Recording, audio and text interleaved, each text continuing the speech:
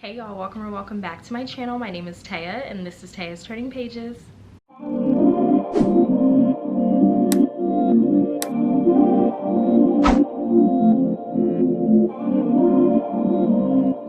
So, long time no see. I hope you guys are doing well. I don't want to spend too much time on this intro, but I did want to give you guys just a little bit of context as to why I went MIA for a little bit, and that's simply because mental health. That's really what it is. I have talked about this a little bit in my other videos, more so my reading vlogs. I have ebbs and flows with my mental health, just like everybody else, I'm sure, on the planet. So that's kind of what I've been dealing with, and I'm hoping to get back on track very soon. I'm not sure what my uploading schedule is going to be like moving forward, but I am really going to try to get back into the swing of things when it comes to my booktube as well as my bookstagram and go from there. I appreciate all of you guys who have been very patient with me and just really supportive and still rocking with me during this little break. And special shout out to those who have reached out to me privately or just commented on some of my videos, on some of my posts, just telling me that they're checking in and they hope I'm doing well. Like I said, I really appreciate you guys. Y'all have no idea, and I love this community that I have built. And before we move on to my March wrap up as well as my April TBR, I did just want to thank the sponsor of this portion of today's video, which is Aardvark Book Club. So shout out to Aardvark Book Club for sending their book box my way. To keep it real with you guys, as I always do, these are Aardvark's book club picks for March. Because of everything that was going on, I wasn't able to get on here sooner to share March book club picks with you guys, but it's fine. I'm going to do it now, especially because you can add these books on as an add-on when you are selecting your April picks or your future picks for the upcoming months. So let's open this box and see what is inside. So as you can see here, this is what Aardvark's book box looks like, and I love the aesthetic of this. I love the pink and purple, of course, but right here, as you can see, I got a bunch of bookmarks, which I truly appreciate, and I would definitely be keeping them because you can never have too many bookmarks, okay? So I'm gonna put these right here in my little cup with all of my bookmarks. And as you can see here, we also have a postcard, and this is actually for their scavenger hunt challenge. I don't know if you'll be able to see that. Hopefully you can see that. There you go. So yes, this is for a little scavenger hunt challenge, which I just think is so cute, and of course a nice little touch. Right here we have their 3 picks for March. So starting with the first book on top right here, we have 48 Clues into the Disappearance of My Sister by Joyce Carol Dates. In the flap here it says, "What has become of Marguerite Fulmer? On an otherwise average day in upstate New York, the young woman left her family home, never to return. No note was left, no explanation, just a messy bedroom and her sister Gigi, driven to dig through the meager clues and discover the truth behind her disappearance. As the investigation unfolds, every subtle bit of evidence becomes a potential clue. The Soap Dior slip dress left in a heap on the floor, the impression of Ferragamo boots outside in the dirt, a trail of footsteps that abruptly ends before it leaves the yard. And as Gigi trails the detectives, she finds previously unknown troubles in the life of her perfect, gorgeous, much-loved sister. Troubles that at times seem to reflect her own. Bit by bit, like ripping the petals off a flower blossom, a dark truth is revealed. And subtly, but with the unbearable suspense at which Joyce Carol Oates excels, clues mount and bring to light the fate of the missing beauty."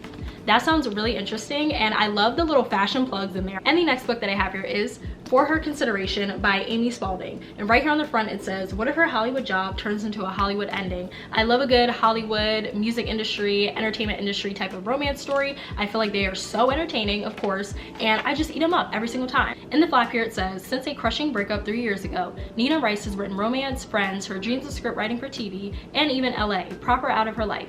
Instead, she's safely out in the suburbs in her aunt's condo, working her talent agency job from home, managing celebrity email accounts, and certain that's plenty of writing and plot for her life. But a surprise meeting called by Ari Fox, a young actress on everyone's radar, stirs up all kinds of feelings Nina thought she deleted for good.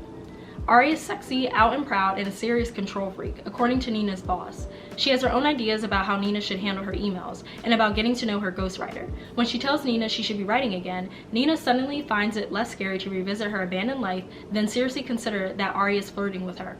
Between reconnecting with her old crew and working on a new script, a relationship with a movie star seems like something she'll definitely mess up. But what could be more worth the risk?" This is another book that just sounds like it's going to be very interesting, and I love the cover for this book as well. I just think that this is stunning. Last book that we have here for the March picks are Sink by Joseph Earl Thomas. So this is actually a memoir. Stranded within a family's desperate but volatile attempts to love and demeaned daily for his perceived weakness, Joseph Earl Thomas felt like he was under constant threat.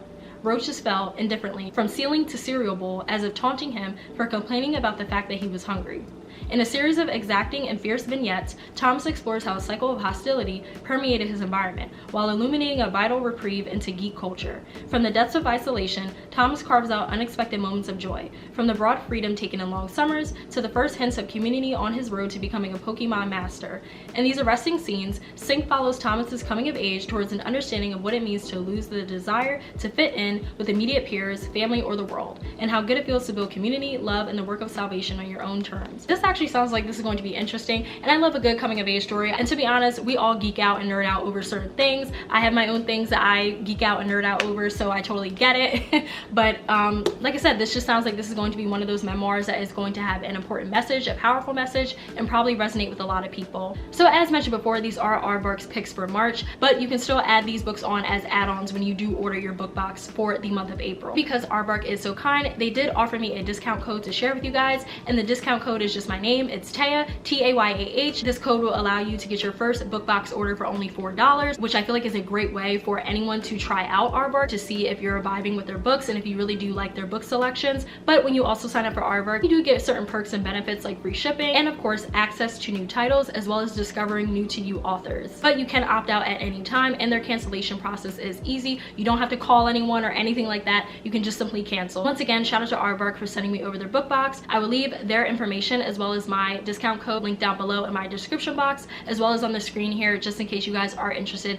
in checking them out. Okay, so with all of those updates and announcements out of the way, let's jump into today's video. So like I mentioned, and as you can see by the title, I am going to go over my March wrap up in this video. I hardly read anything in the month of March. Because of everything going on in my personal life, I was only able to read 2 books, y'all, which is honestly wild for me because I usually average about 6 or 7 books. So the fact that I dropped down to 2 is really heartbreaking, but it is what it is. I'm going to try my best to get back up to speed and to meet my reading goals for the year because I don't want to fall behind, or at least not too far behind, you know? But anyways, the first book that I read for March and that I rated a 4-star is Galatea by Madeline Miller. So I have shown this book and talked about this book in other videos, but I am just going to read the synopsis for this because this is such a short story, as you can see, and I don't want to spoil anything for you guys. So on the back here it says, an enchanting story that boldly reimagines the myth of Galatea and Pygmalion.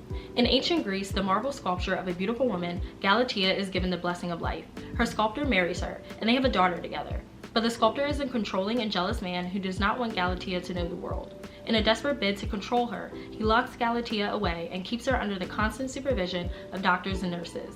Galatea, however, yearns for independence. She has a daughter to rescue and is determined to break free, whatever the cost. So as you can hear by that synopsis, this does have a feminist spin to it, and that is Madeline Miller's MO, which I love. I still haven't read Circe yet, but I feel like this was a nice introduction into the feminist work that I'm going to come across and see when I read Circe, and I was not disappointed when I read this. I just love this woman's writing style so much. She's truly one of the best writers that we have. One thing about Madeline Miller's pen, it's going to pen, and it definitely penned in this short little story. This is only 56 pages, yet it packs such an important punch. I don't want to get into my full in-depth thoughts just because, like I said earlier, I don't want to spoil anything since this is such a short story, but I will just say that I think Madeline Miller's take on Pygmalion was brilliant, and I actually read Pygmalion back in high school and I ended up really enjoying it. It became one of my favorite plays, and I actually own the book somewhere over here in this library. As problematic as it is, I really did enjoy my time reading it when I was in high school. This just breathed new life into it and made me look at it from an angle that I didn't see before when I was in high school. And so I really do appreciate that, because whenever I can learn something new or look at something that I am familiar with a different perspective, I'm all for that. And I love when authors can truly like teach you things, you know? I really did enjoy that aspect of the story, just like the different take of it all. But I also really liked Galatea's character. My heart truly broke for her. She really did not know life outside of the palace that she was in. I feel like a lot of Galatea's thoughts and a lot of the themes and a lot of the messaging can be applied to today and what women are experiencing today. And it was just so spooky reading it and just seeing the comparisons of what Galatea is dealing with when it comes to reproductive rights and when it comes to autonomy over oneself and one's body, and the list goes on. And I just felt like a lot of those themes and thoughts and messaging, like I said, can really be applied to what's going on today in the world. So I have no choice once again but to stand Madeline Miller. I love this woman's work. I will continue to read her books and support. She has a true talent for retellings, but more specifically Greek mythology retellings. But I feel like the way that she breaks down stories for the reader in such a modern voice and in a modern way is very clever and very digestible. The ending really got me, and I understand why she ended it the way that she did, but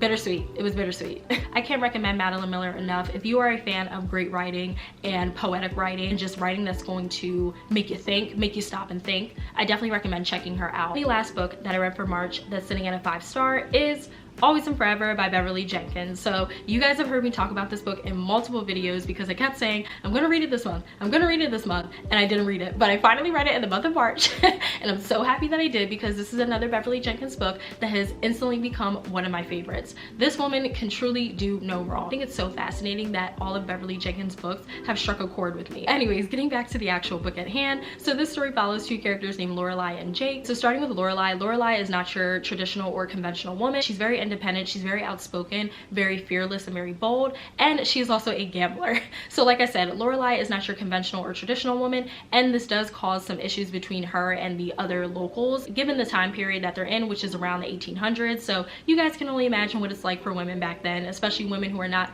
deemed conventional. So like I said, Lorelai is not well liked by most people, but Lorelai doesn't let that get to her. She doesn't let her past or her present define her. She keeps her head held high and goes on about her day, period. And Lorelai has also been on her own for pretty much her entire life, so this is nothing new to her. Because of the fact that Lorelai doesn't have any family ties or just any ties in general, she is always kind of like bouncing around from place to place, and this time around she decides that she wants to go to California. She does get stuck in Kansas, and this is when she meets two little girls who are technically orphaned, and they pretty much beg Lorelai to be their new mom. And Lorelai, being the sympathetic and empathetic character that she is, she does take a liking to these girls very early on and gets attached to them pretty quickly, and vice versa. And this is where Jake, Lorelai's love interest, comes into the picture, because even though the girls are technically orphaned, Jake is their uncle and Jake does look after them. He is their rightful guardian. And so long story short, Jake and Lorelai meet. Jake is very confused as to why he is even meeting Lorelai in the first place. He finds out that his nieces are trying to set him up with Lorelai, and Jake is not really happy about this in the beginning because, again, Lorelai is not your traditional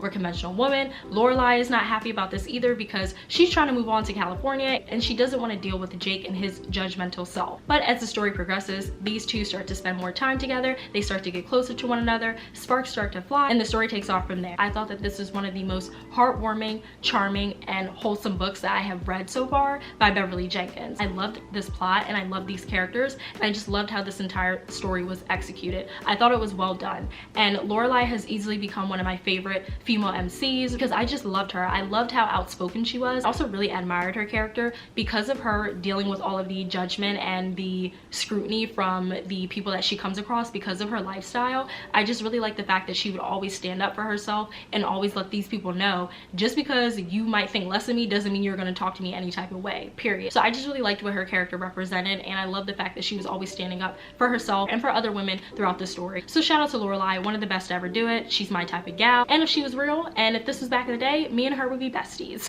And then moving on to Jake, I'm not gonna lie to you guys, I had a hard time coming around to Jake because he was so judgmental and so rigid in the beginning. And when you read the story and when you get to know Jake's character more, you understand why he is the way that he is. And so I get that, and I do give him grace, but at the same time I was just a little bit frustrated and taken aback by some of the ways in which he would treat Lorelai and some of the things that he would say to her. And again, I understand why Jake's character is the way that he is, but it still didn't make it any easier to read about him not treating Lorelai the best from start to finish. You guys know I'm all for enemies to lovers. Like, I love me a good enemies to lovers story, and so you're always gonna have this type of conflict, this type of issue when it comes to enemies to lovers because they can't stand each other. So obviously they're gonna have some negative thoughts about the other, but I did feel like it was a little bit one-sided at times because Lorelai was trying to be nice and kind to Jake, and she was nice and kind to everybody. That's the thing. Lorelai was treated like shit, but she was so kind and nice to everyone. But again, she still stood up for herself. But it is what it is. He got his redemption arc, and I really did end up liking Jake's character towards the end, and I thought that him and Lorelai were so cute, so sweet, and I couldn't wait to read more moments between them. Even though these two are from completely different worlds and run in completely different circles, I still felt like they worked, and they worked well, and they were able to help balance the other one out. And I love when I read about relationships like that because I feel like that is a reality for so many people, of course, is that you want someone that's going to balance you out but also brings out the best in you. And I just thought that that was the case with both Lorelai and Jake. So I really loved their romance. I thought it was compelling. I bought into it when the time was right, and I have no notes. Of course, I have to talk about the two little girls in this story who brought these two together, which are Dee Dee and Bibi, and they are twins and they are Jake's nieces. And honestly, they were one of the best parts of the story. I've seen a lot of people say on Booktube and Bookstagram that that they don't like when children are included in romance stories, which I find so interesting because I never really thought about it, and I never really thought about if I cared or not if children were mentioned in the story. But this one, I love the fact that they were involved in this story. I feel like they served as such nice comedic relief, but also just pure innocence, and it was really refreshing to read about. I knew I was going to love this story because I loved Lorelei's character when I read about her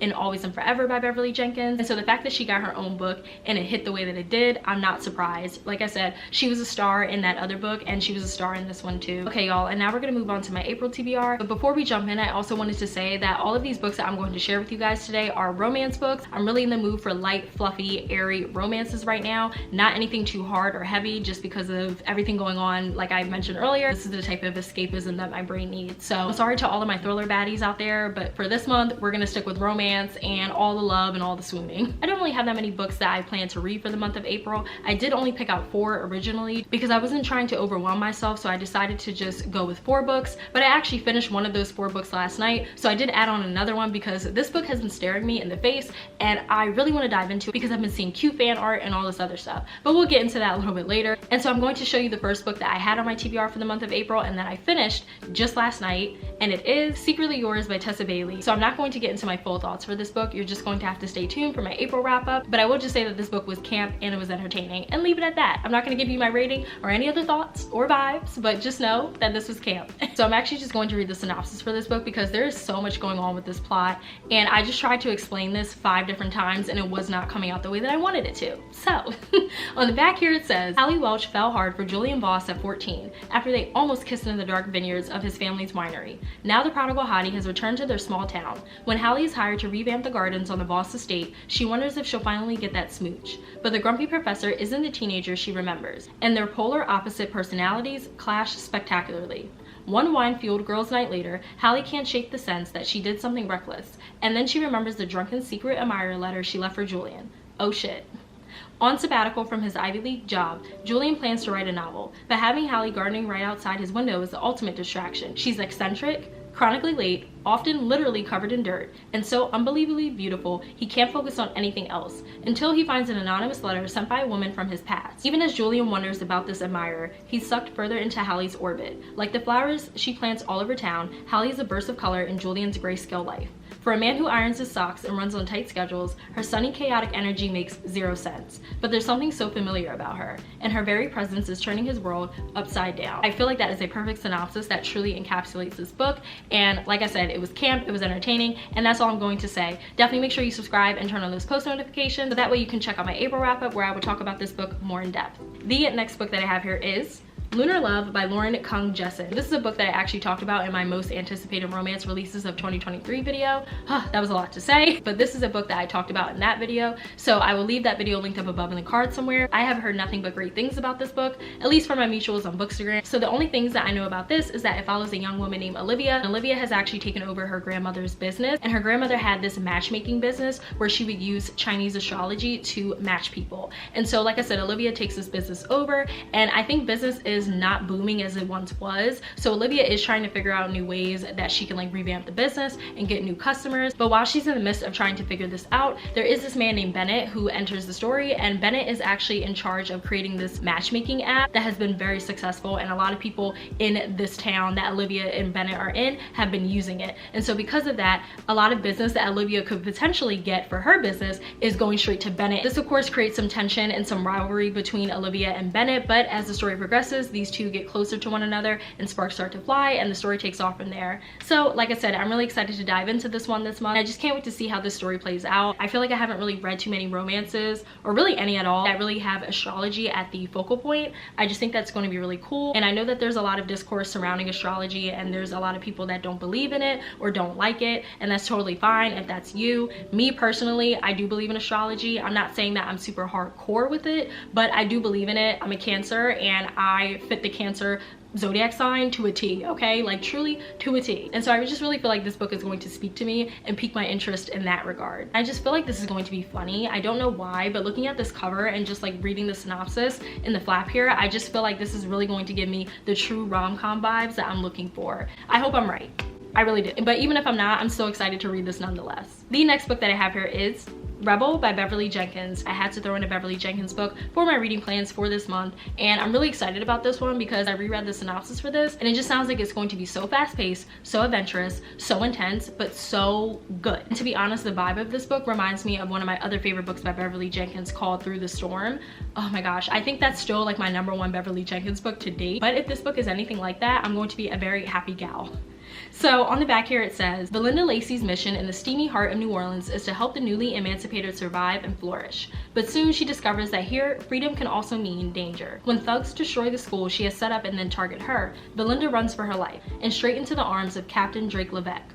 As an architect from an old New Orleans family, Drake has a deeply personal interest in rebuilding the city. Raised by strong women, he recognizes Belinda's determination, and he can't stop admiring or wanting her. But when Belinda's father demands she return home to marry a man she doesn't love, her daring rebellion draws Drake into an irresistible intrigue. Like I said, this just sounds like this is going to be so intense, so fast-paced, so adventurous, and I'm here for it. And the reason why I said that this book reminds me of Through the Storm is because Drake Levesque, who is the male love interest in here, is actually related to the male love interest in this book, who is known as Raymond. I don't know if they're cousins or if they're brothers. I have to read this book to see, but I am really excited to dive back into the world of the Levesque family because I truly loved Raymond in this story and I loved everything that he represented. Honestly, might have to plan a reread for this book so that way I can annotate it. I really did love Raymond's character in this story, so I just have a feeling I'm going to love Drake's character too, but we will see. And the second to last book that I have here is Tokyo Dreaming by Emiko G. So I did talk about this book in my March TBR video, so I'm not going to spend too much time on this, but for the people that did not see that video or are not familiar with this book, this is the second book in the Tokyo Ever After duology. I'm pretty sure. I don't think Emiko G is coming out with a third book, but I'm not 100% sure. Either way, this is the second book in this series. This series follows a young Japanese girl named Izumi who lives in California with her mother, and Izumi is just your normal, typical, average teenager. She's just going through the motions of life, trying to figure out her next steps when it comes to college and adulthood, the whole nine. Until one day, Izumi finds out that her father, who she doesn't have a relationship with, is the Crown Prince of Japan. And so once Izumi finds this out, she does reach out to her father to try to see if she can talk with him. Her father is very eager to speak with her, and so he decides to fly her out to Japan so that way they can meet. So Izumi does jet set over to Japan, and once she gets there, she realizes that she is a true fish out of water because, like I said, her father is a royal. And so Izumi starts to learn the customs of Japan and also what it means to just be a member of the royal family. And so throughout this entire story, you really get to see Izumi become one with her culture and also really just tapping into her culture and learning more about her heritage and why it's so important for her to know about her heritage. And on top of that, Izumi is also learning what it means to be a princess because she is going to have royal duties that she needs to fulfill at some point. And so, like I said, you follow her throughout the story going through the motions of that, but there is a blossoming romance between her and her security guard Akio, and the story takes off from there. And so now I'm finally moving on to Tokyo Dreaming, and I mentioned in my March TBR video I might reread Tokyo Ever After before I jump into Tokyo Dreaming, just so that way everything is fresh in my mind. But to be honest, I don't really have time for all of that, so I think I'm just going to read maybe the last 2 chapters of Tokyo Ever After and then move on to Tokyo Dreaming because I still remember what happened and what went down, but I just want a little refresher, you know, I just want a little refresher. So I think reading the last 2 chapters will be fine. But either way, this is the most anticipated book that I have on my TBR for this month because I adore Izumi and I adore this series so much. I feel like this is one of the best YA romance series that's out right now, and I feel like not enough people are giving it enough love and it's not making enough noise for me personally. So I'm gonna have to start plugging these books a little bit more on my channel because I just think that everybody should read these. If you're interested in the Princess Diaries or the long lost princess trope in general, then I really think you'll enjoy this one because this was truly a breath of fresh air. It was so light, so charming, and so heartwarming that I couldn't get enough of it. So I'm really excited to see what Tokyo Dreaming is all about and how the story is going to round out Izumi's story essentially. So yes, I will definitely let you guys know my thoughts in my April wrap up. All right, y'all, and the last book that I have here that I added on to my TBR at the last minute because I finished Secretly Yours earlier than expected, but also because this book just keeps staring me in my face when I look at my book cart, is The Fine Print by Lauren Asher. So I cannot keep putting this book off for much longer. I just feel like this book has blown up even more so when I took my little social media break because I just feel like I see nothing but fan art and people just praising this book and Lauren Asher and just posting about this trilogy. So I need to tap in and see what this is all about and why the girls are going crazy over this. I'm not gonna lie to y'all, the fan art that I've seen is really cute. I don't know if this is just the readers or the artist's imagination when they come up with these fan art pieces, but a lot of the fan art that I've seen when it comes to, I think maybe the second or the third book in this series, the female MC looks black, or at least a woman of color. And so because of that, I need to see what this is all about, right? I'm really intrigued by this. I feel like this is probably going to be the last book that I read for the month of April, just because it is the longest out of all of these books that I have on my TBR. It's sitting at 436 pages, so we will see how this goes. I really want to join in on the discourse and also form my own opinion. But I'm just going to read the synopsis on the back here so that way you guys can get the full gist of what this story is about. But on the back here it says, Rowan. I'm in the business of creating fairy tales, theme parks, production companies, 5-star hotels. Everything could be all mine if I renovated Dreamland. My initial idea of hiring Zara was good in theory, but then I kissed her. Things spiraled out of control once I texted her using an alias. People like me don't get happy endings, not when we're destined to ruin them. Zara. After submitting a drunk proposal criticizing Dreamland's most expensive ride, I should have been fired. Instead, Rowan Kane offered me a dream job. The catch? I had to work for the most difficult boss I'd ever met. Rowan was rude and completely off limits, but my heart didn't care, at least not until I discovered his secret. It was time to teach the billionaire that money couldn't fix everything, especially not us.